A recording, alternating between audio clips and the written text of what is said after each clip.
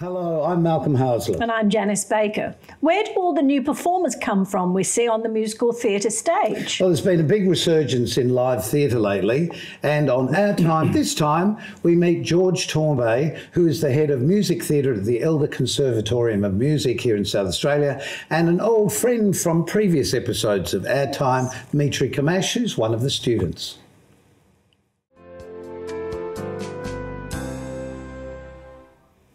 Hello, hello, hello, hello, hello. Not quite right. Should I audition for a music theatre course, do you think? No. No? Oh, sorry. Well, excuse me, I'll just sulk away. A great pleasure to welcome on this episode of Our Time, George Torbay. George, after that audition, you'd say no to. No, you're saying no. No, I am saying no. No, stick to your day job. I'm devastated. Unfortunately, that is. Devastated. Oh, well, it's been very nice talking with George in this episode of Our Time, and we'll just move on to our next guest. George, you're fairly new to South Australia. Where did you come from, and why and how did you get into show business? I grew up in New South Wales, in Armidale, the northern part of the state, small town. After school, my singing teacher, there was really the one singing teacher in town. And oh, you sing too? Yeah, I do sing. I'll just better than you. No, better than you, but she encouraged me to apply for a scholarship overseas. Look, I really thought that I'd be an opera singer. That's really what I wanted. And so I applied. I got a scholarship to the New England Conservatorium of Music in Boston. So I went there. It was an amazing experience. How difficult was that? It was huge. I mean, I was 19 and, other side of the world, and I didn't know anyone. Nice, yes. And it was an incredibly competitive course. There were students from all over the world, and sort of a dozen voice students from literally every country. Your voice is what? What are you? I'm a tenor. I'm a tenor. Yep. And I can sing up there. Sorry. Still trying to get in. Persistence. Well, that's great. You do that. So. But you must have had persistence. I did. And I was with some incredibly good teachers, and it was Boston, so we were one block from Symphony Hall, so there was an array of unbelievable artists who would come to do a concert with the BSO, the Boston Symphony Orchestra, Jesse Norman, Samuel Ramey, all these incredible artists would come. They'd do their concert, then they'd come and do a masterclass at the conservatorium. They had a composer in residence program there. My first year, I got to work with Sir Michael Tippett, John Cage, all these amazing composers. So it was just a place where I grew. I came from country New South Wales, I didn't know anything, and I had teachers there who took me under their wing and opened an entire world of music that I didn't know to me, and it was the richest 4 years of my life. Hard, but rich, wonderful. I was treated incredibly well, and I knew that I would miss those days. I miss those days. 4 years. You're sort of recreating them in a way. Yeah. But let's just keep in that part of your life. Did you know from a small child that you wanted to sing? No, it was really high school where that happened for me. And it was a music teacher in a school. It's always a music teacher in a school. Very important position. Yeah. She took an interest in me. I was in year 7. I was shy, quiet. She encouraged me to join. Play football? No. That's another interesting story, because I've found in my experience in life too, that particularly for boys, it's finding your tribe and meeting the people that can guide you to find that tribe. Yeah. No, I was on the swim team at school, but I didn't feel that sense of, my tribe or anything like that until I was in the music room with the other students in the choir. I was the only boy in the choir. Yeah, and she was kind to me and nurtured, and I'm very grateful. So choir was really sort of my in. They had a very small music theatre program at the school. I never imagined that I would do music theatre though. I really had my heart set. I loved opera and I loved classical music and I loved choral music. So I kind of imagined that that's where my career would go. Got the scholarship, went overseas, finished my degree. In the last semester of my degree, opportunities came to audition for professional theatre, and my singing teacher was over there was very encouraging, and she was again a huge force in my life. And she said to me, she was very honest, and it was a disappointing conversation at the time because she said to me, look, I just don't think your voice doesn't have the dimensions of a huge opera voice. I think music theatre is for you. I was incredibly offended because I really thought, she said, look, you can do... your heart on yeah, something. and she said, you can do Mozart for the rest of your life if that's what you want, but I think that you're a good actor, you should do music theatre. So I did that. I had success very quickly and lots of productions over there. And I literally went from one show to the next, touring. Do you think because you'd had that classical training too? I mean, I was a good singer and I was a good actor, but I didn't have what the current students have. I didn't have the wealth of training, the dance classes, audition experience. I didn't know. I went into my first audition. I didn't really know anything. I just went in and sang and, that was read part of a script and, lovely success. But and that was a couple of years of just sort of endless performing, which I have to say was very difficult. And I, even though I'm grateful for that time, it wasn't what I would consider the best time of my life because it's really hard. 8 shows a week. Discipline is that's the thing. It's hard. It's hard. Yeah, sure. And I say to my students, I didn't know a time where I didn't feel tired and I didn't feel sore and, But singing is athletic. That's what people forget, particularly opera singing. Yeah. It uses your whole body. The same as somebody who runs or jumps or swims. Indeed. And look, I mean, as I said, I was a good, skilled singer. I knew how to care for my voice and I knew how to keep it in good condition. But even so, I was tired all the time and sore all the time and, carrying an injury all the time. It's incredibly hard to do 8 shows a week and then turn around and do it again. Absolutely. The week after. So when did you cross over to become more teacher, examiner? After a couple of years, I was going to do Candide and then I was very homesick and I'd been away from home for like 6 years by that stage and I just wanted to go home and spend some time with my mum and dad and very, very close Lebanese family and I just wanted to spend some time with mum and dad and so I decided to give that a miss and go home. I came back to Australia with every intention of going back to the United States, but 3 months became 6. And then I decided I'd do some further study in education, did my master's and in vocal pedagogy. And I started directing theatre. I loved that. I loved being on the other side of the theatre and directing. I found that incredibly satisfying. I had started a little studio teaching singers and, little 11-year-olds and 12-year-olds and teaching singing. It was, I found it incredibly rewarding. And then that turned into far more conducting sort of larger things and my own choirs and I managed a concert series at the Opera House and worked on the Olympic Games. It's in Sydney and the opening and closing ceremonies and TV show and that sort of stuff. And it was great. It led to a whole range of experiences that I never could have imagined when I was 19, thinking that I was only going to do music theatre for the rest of my life. I never imagined that my career would morph into a whole range of other things that are incredibly satisfying. I wouldn't have it any other way. Yeah. But George, don't you think, parents sometimes say to their kids, it's not a real job being a performer, but they don't realise all the real jobs that they don't see. That's exactly right. And that's the thing. Teaching, the producing, all of those things. And you're quite right. And that's exactly the issue. People think that when you go to do a music theatre degree that you're going to come out and all you're going to do is perform in music theatre. Well, some of the students will certainly do that, and all of the students will at some stage do that. But what we know is that there is a large store of what music theatre is, or theatre. Some of them will become producers, some of them will become directors, they will have a dance school, they will But as you choreograph. experience, I mean, the doors that can open from just being a part of something. Right. And that's exactly true. right. The doors open, you're absolutely right. The And a doors degree, open the world. like we have, is about opening doors to meeting people, new experiences. Oh, I can do that. I can be a part of something else, and far more than just being a performer. Of course, we want them to perform, of course, and they're never going to turn down those opportunities. But I would rather that they were ready to contribute to the larger warehouse of what theatre can be.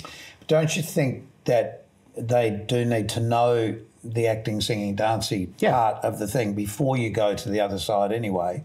Because how can you work with people if you don't understand what you're asking them to do? Well, indeed. And in fact, all of the lecturers that we have are all industry professionals. They're all performers in their own right, and they're all actively performing and working. We want that certainly that way. Yes. So just to remind people, you've just come to South Australia last year from Singapore. I was lecturing in Singapore, and before that I was lecturing in Victoria. But 3 years in Singapore at LaSalle College of the Arts, which was an amazing experience. I'd never worked in Asia before, so it was an eye-opening, different experience, incredibly rewarding. I adored the students; they were just fantastic. Great theatres up there, lots of goodwill from the government, lots of goodwill from senior management, really ready to try and put as much as they can into theatre. I adored the job. You're probably wondering, why did I leave the job? Well, hold that thought. Yes. We'll get back to that. Because we have to take a break, and we'll be back with Mitre Khammash, who's actually been in the first year of the course here in South Australia. We'll get his opinion also. Back in a tick.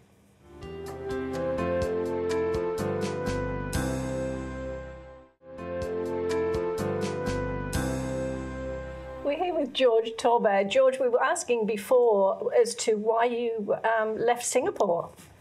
I got an email from Jenny Shaw, the Executive Dean at the University of Adelaide. She asked if I would be prepared to come down and meet with them to explore the idea of the possibility of a music theatre course, whether I thought it would work, what Adelaide had to offer. I didn't know the city very well, so I wanted to have a little bit of a look around, see what infrastructure resources were available and whether I thought it would be viable. I met.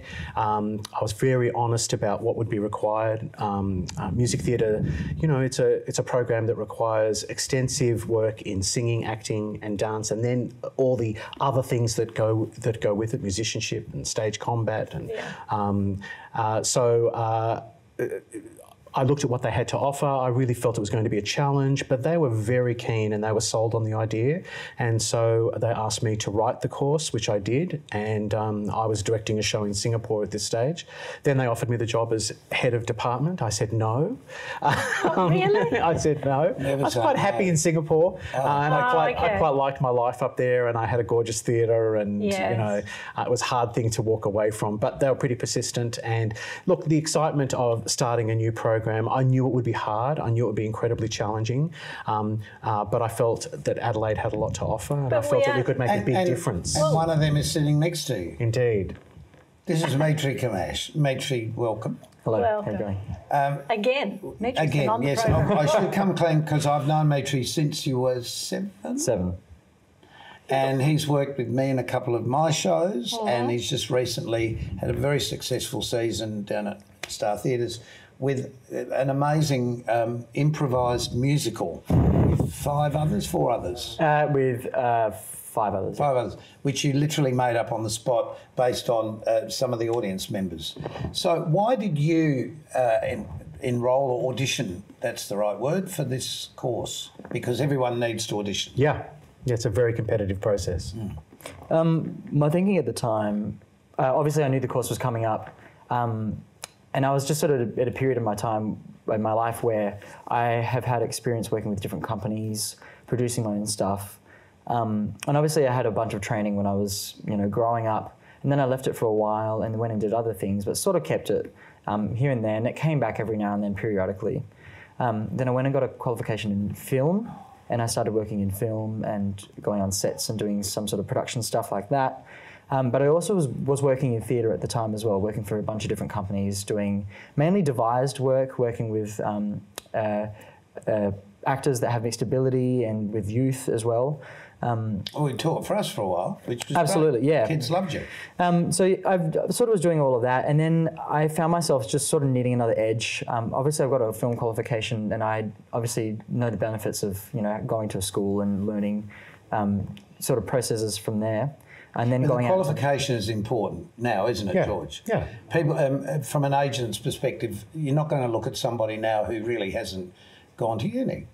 And qualified, so to speak. Yeah, I mean, the thing about the qualification, it's certainly that's lovely, but it's the whole training that we really take care of. So I think that's what Mitre's alluding to. That sense of getting a complete education across the board is really what I think you were looking for. Yeah, absolutely. It's more than just singing, acting, and dancing. Like, we obviously do musicianship.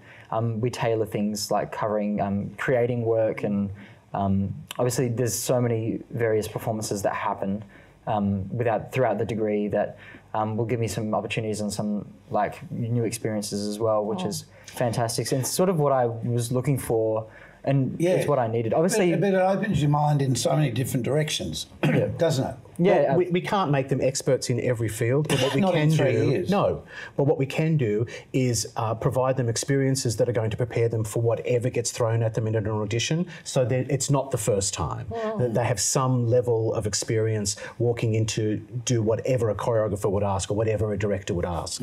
So it's really about that. But also, it's big business. Yeah. It's employment in big business. Yeah. Because musicals are now talking about millions of dollars for budgets, not hundreds of dollars or thousands for budgets. Yeah. So it's a big risk to be employed. Yeah, and this is the age of the corporate musical, and big companies manage those musicals, and they spend an awful lot of money in making sure that those musicals look slick and clean and with all the wizardry that they can manufacture, because people want to go and be wowed and excited and make it a big night at the theatre, and that's exactly as it should be. But it is a bit of a juggernaut now. Very much so.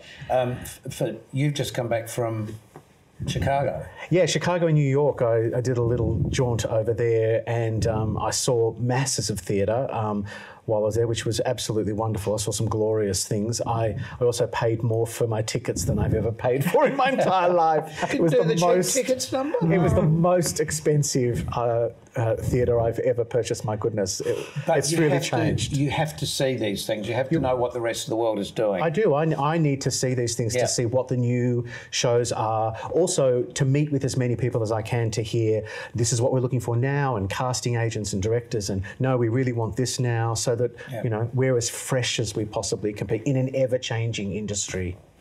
So, what have you learned? Do you feel in this year that you've spent, the past year that you've spent?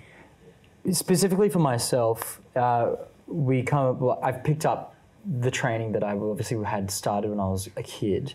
It was like dusting it off. It actually was dusting it off for a good while. And then it was also sort of setting of like my trajectory of what I will end up doing and what I know already.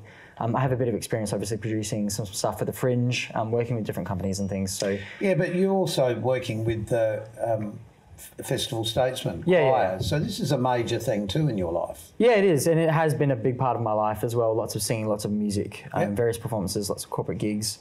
And then they do a Fringe stint every year where they put on a production, and I've been at the forefront of that for most of that time. But yeah, it's a big juggle for sort of where I think I'll end up, and also because of my age as well is very different to some of the other students. Obviously, coming younger. Yeah, they're much younger. You're an old boy now. What age group are they starting? Look, we will get students sort of predominantly in that sort of 19 to 24. Most of the students are sort of within that age group. Mitch is just slightly older than that. Slightly older. But that's a good thing in a way, isn't it? Because the dichotomy of people who are young with somebody who's older, who is not necessarily a teacher. And Yeah, sure. obviously with the experience that he's had. Yeah, and I mean, Mitre does take on a certain sort of fatherly role in the course with the students. I think they'd all agree if they say that. And that's not a bad thing. No, it's not a bad thing. I'm sure. And, you know, he Take does a them lot of under the your wing. organisation and stuff. So, no, Yeah. that's Do you very good. feel, Mitre, that you as a producer or director will also blossom? Or Absolutely. but I've got to say, having seen you work in the show that you just did, and playing the group of characters you did, I mean, you've developed too enormously since Absolutely. years before when we've worked together. Yeah, I definitely think that everything is adding. And if, obviously it would have made sense if it wasn't for me, but it 100% is Yeah, I adding. could see a knowledge in you, though, that I didn't see before. I think this has been great for you. And for kids that are coming to you for the auditions, they didn't wake up that morning and think, oh, I think I'll audition Yeah. for a music theatre Yeah. course today. Yeah. They have a history. Yeah, our students generally come into the process having worked for many years. They've been to, you know, kids programs and weekends and summer camps and also, and they've been having singing lessons and dancing lessons, and so they're very serious. They're focused. They're ready. They're the students that we want, the ones that walk through the door and know what they're ready to work. And this is from the whole of Australia. It isn't from just here. No, the whole of Australia. We have students from all over Australia. And we also have students from overseas. We have several internationals. Oh, right. So there's a bit of competition because there's Whopper from Perth, there's NIDA in Sydney, Vic College of the Arts. There's all of these organisations all great vying schools for students. Yeah, great schools who all do great work. It's just that we're better. It's not true. That's not true. Oh, They're great. I would have said They're that. great. I would say that. They're great. But what we do that is really unique is our... You're in Adelaide. We're in That's what Adelaide, we and do. our connection to the Adelaide Festival Centre, Yes. industry partnership, our partnership with the Cabaret Festival, these things add an enormous amount to a student and their growth. So we're really proud to be able to say that that's part of the course. Yeah, it's Well, wonderful. just a couple of weeks ago, we had Christy Anthony on the program, who's in charge or was in charge of all the festivals when we did that interview. And she was showing us some pie charts of the income from the performing arts in Australia.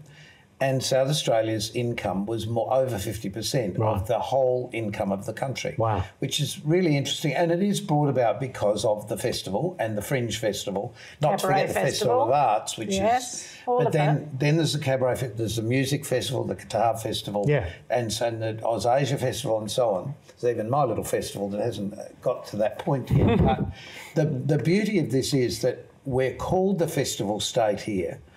So we really need to develop the performers here that local people can see local performers and vice versa, attract local audiences. Not to say that your course will keep people local, because clearly they're going to audition for everything all over. Look, of course they will, but the whole point is to build that infrastructure here and to constantly invest back into the community. Well, it's taxpayers' money initially. Yeah, we would love people to stick around and build something here. Instead of having to go overseas like we used to have to do. And remember, most of the terrific young performers, music theatre performers who have come out of Adelaide have all gone elsewhere and done other things and done great things. Well, that's terrific too, but now lots of them are coming here, which is really exciting. Yes. We're excited. Very good news, I would say, and we'll be back with some more good news in just a moment.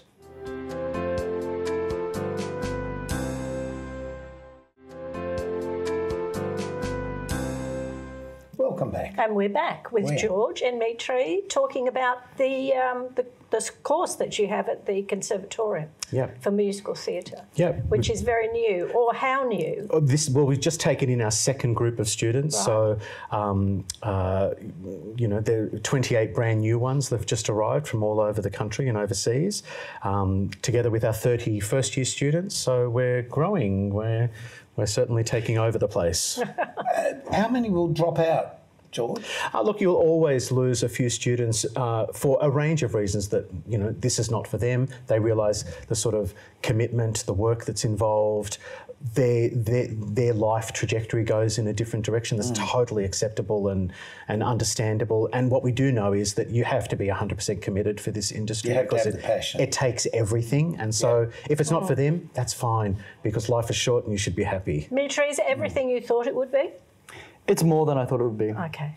And that's one of the reasons why it's really exciting, especially. We're not doing an ad for the course, by the way. No, it genuinely is more than I thought it would be. Honestly, I thought it would be like just a few, like a general acting class with a lot of people in it, but it's way more. I was thrown because it's also the history of all of the music theatre stuff. Is that all involved within the course? So you suddenly learn why that was there and why. Yeah, they have to have that knowledge so that they know where they're coming from, where they've come from, where they're going to, and the history of theatre and artists and who came before them. Yes. Is there an age limit? No, there's not an age limit. There's not an age limit. I can sing and I can dance. In one quick sentence. I'm very good at acting too. You are, because you sit next to me. Mitre, one quick comment, advice to anybody who may be considering. Just go for it. Yep. George? Go for it. Yeah, prepare, do your level best, come in and go for it. There's nothing to lose. And we're going for it now because we're going. Keep yourself nice till next time we meet. Thank you for joining us. Good night, Janice.